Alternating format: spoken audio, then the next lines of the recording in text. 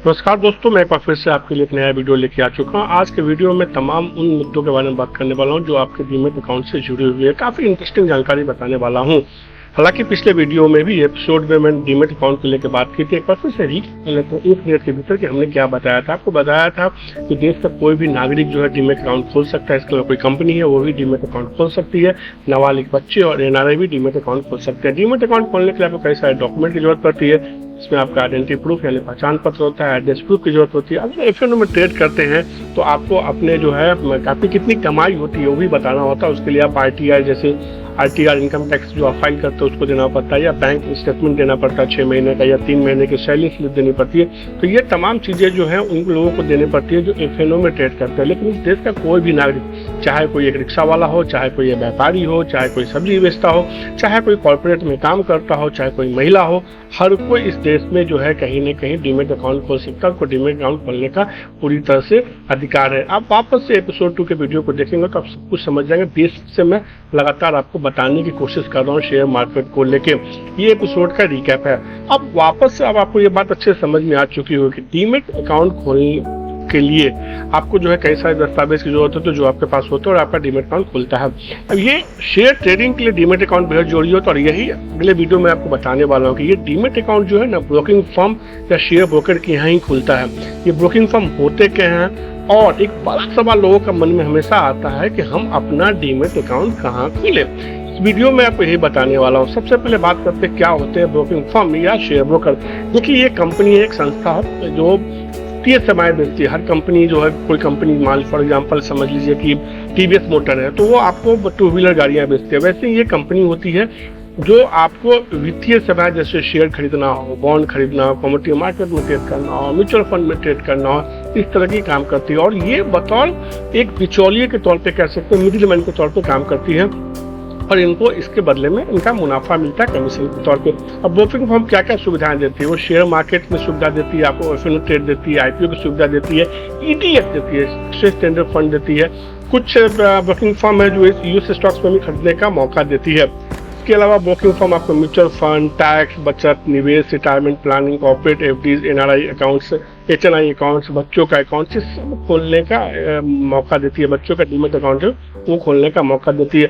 कमोवेश आपको वित्तीय जो भी जरूरत है उसको पूरा करते हैं ब्रोकिंग फर्म्स या कुछ ऐसे बैंक्स जो ब्रोकिंग फर्म की तरह उनका एक हिस्सा काम करता है। इस देश में जो है कई सारे ब्रोकिंग फर्म्स हैं, कई सारे बैंक्स हैं जो ब्रोकिंग के तौर पे काम करते हैं, उनकी एक हिस्सा है। जैसे आप इंडिया ब्रोकिंग देखिए, कोटक एक बैंक है लेकिन उनकी कोटक सिक्योरिटीज है जो ब्रोकिंग के तौर पे काम करती है। एक्सिस डायरेक्ट है, एक्सिस बैंक का एक हिस्सा है। जीरोधा है जो पिछले कुछ सालों में काफी तेजी से ग्रो हुआ है। इसके अलावा एचडीएफसी बैंक का हिस्सा है, एचडीएफसी सिक्योरिटीज है, एडलवाइज है, इंडिया इन्फोलाइन सर्विस है। इसके अलावा एसबीआई का जो है एसबीआई कैपिटल है, मोतीलाल ओसवाल है, आईसीआईसीआई बैंक का आईसीआईसीआई सिक्योरिटीज है, शेयर खान है, एडलवाइज, ये रिलायंस सिक्योरिटीज का अपना है। तो ये तमाम ऐसे ब्रोकिंग फर्म हैं जो आपको ये तमाम वित्तीय सुविधाएं देती है। एक इंटरेस्टिंग चीज आप जानिए दोस्तों कि जो बैंक है ना, अब वो भी कहीं ना कहीं आपको ब्रोकर्स की सुविधा दे रहे हैं। ब्रोकिंग के तौर पे आपको शेयर खरीदने के लिए, एफएनओ के लिए, म्यूचुअल फंड के लिए तमाम सुविधाएं दे रहे हैं। डीमैट अकाउंट वहां भी आप खोल सकते हैं। और बड़ी बात यह है कि इन बैंकों में अच्छी बात यह है कि आप यहाँ जाके इनके ब्रांच में भी अपने डीमैट अकाउंट आप खोल सकते हैं अगर आप ऑनलाइन नहीं खोल पाते हैं तो। पिछले कुछ दिनों में एक ट्रेंड देखने को मिला कि 2 तरह के डीमैट अकाउंट, 2 तरह के ब्रोकर्स उभर के सामने आए, खासतौर पे कोरोना के बाद। एक फुल सर्विस ब्रोकर से जैसे आईसीआईसीआई डायरेक्ट हुआ, एचडीएफसी हुआ, एचडीएफसी सिक्योरिटीज हुआ, शेयर खान हुआ, मोतीलाल ओसवाल हुआ।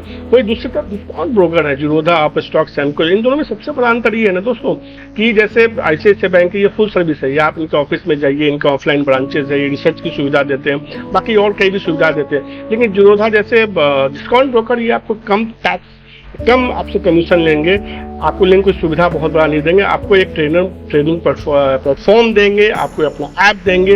ऐप के जरिए आप उस पर ट्रेड कर सकते, चाहे वो धन हो, सैमको हो, आप स्टॉक्स जैसे हो। तो पिछले कुछ सालों में खासतौर पे डिस्काउंट ब्रोकर के प्रति लोगों का क्रेज बढ़ा है। लेकिन ध्यान रखिएगा, जो डिस्काउंट ब्रोकर होते हैं सामान्य तौर पे उनके आप स्टोर्स नहीं होते हैं, उनके आप दुकान नहीं कह सकते हैं कि आप उनके यहाँ जाएं और वहाँ कर सकें। हालांकि जो फुल सर्विसेज ब्रोकर्स होते हैं, चाहे आईसीआईसीआई बैंक आप जाइए वहाँ आप खोल सकते हैं, एचडीएफसी बैंक में जाके आप खोल सकते हैं, उनका एक अलग हिस्सा होता है। शेयर खान, मोतीलाल ओसवाल, एडलवाइज और इन जैसे ब्रोकिंग के पास ये सुविधाएं होती है। अब देश आपके मन में सवाल होगा कि मैंने इतनी सारी जानकारी दे दी तो देश का टॉप ब्रोकिंग फर्म कौन सा है। ये जो ब्रोकिंग फर्म्स की लिस्ट है वो उनकी संख्या के आधार पर, मतलब किसके कितने क्लाइंट है, जिसके क्लाइंट सबसे ज्यादा वो नंबर 1 पे है।